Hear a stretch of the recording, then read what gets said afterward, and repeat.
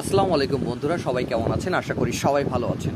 বন্ধুরা, এই যে ভিডিওর মাধ্যমে আপনারা দেখতে পাচ্ছেন আমার সামনে আর কি রয়েছে এই যে কদবেল, সুন্দর গাছ পাকা কদবেল দেখতেই পাচ্ছেন। এই যে আইচা থেকে মানে এই ভিতর থেকে চামচ দিয়ে কোড়ায় আর কি এটা মানে বাটিতে রেখেছিলাম, মানে একটা গাবলায় রেখেছিল। যাই হোক, দেখতেই পাচ্ছেন কি সুন্দর একটা কপি কালার, মানে গাছ পাকা বেল একটা কালারই আলাদা, দেন হচ্ছে একটা ফ্লেভার, যে ফ্লেভারটা দেয় নাকের ভিতরে, ওয়াও মাশাল্লাহ, অনেক সুন্দর। আল্লাহর সৃষ্টি সত্যি অনেক সুন্দর। এটা খুব উপকারী, খেলে অনেক উপকার হয়, যেহেতু টক জিনিস পেটের জন্য উপকার হয়, পেট পরিষ্কার হয় শুনেছি।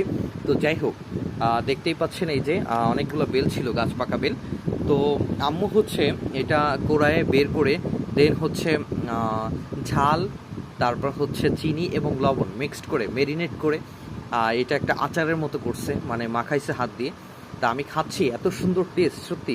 আমি এই যে দেখাচ্ছি আপনাদেরকে, সত্যি অসাধারণ, ইয়াম্মি একটা টেস্ট আসছে এবং সুন্দর একটা ফ্লেভার পাচ্ছি। কপি কালার ধরনের এত সুন্দর দেখতে লাগছে, টক ঝাল মিষ্টি যেই মাখাটা সেটা আর কি, সেই রকম আর কি ফিলিংসটা পাচ্ছি। সত্যি অসাধারণ। আম্মু, তুমি তুমি খাইছো? টক ঝাল মিষ্টি না, ঝাল দিয়েছে যে আম্মু বলবো। তো চিনি দিয়েছে, চিনি যে যার পরিমাণ মতো নিয়ে নেবেন। অনেকে আছে চিনি ছাড়া খায়, লবণ ঝাল বেশি দিয়ে খায়। যার যেরকম ঝাল লাগবে, যার যেরকম চিনি লাগবে, যার যেরকম টক লাগবে, সেইভাবে মেরিনেট করে খাবেন, অসাধারণ লাগবে। আমি আবারও দেখাচ্ছি, দেখেন আপনারা, এই যে আমি নিচ্ছি, সত্যি অসাধারণ।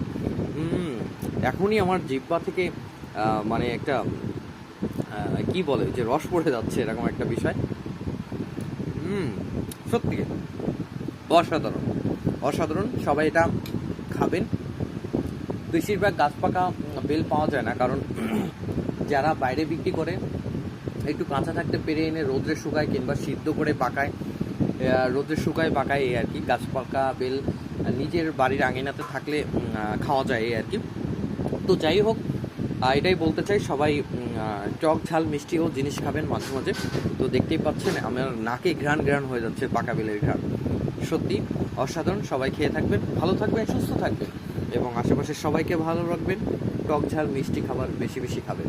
আসসালামু আলাইকুম, আল্লাহ হাফেজ, টাটা।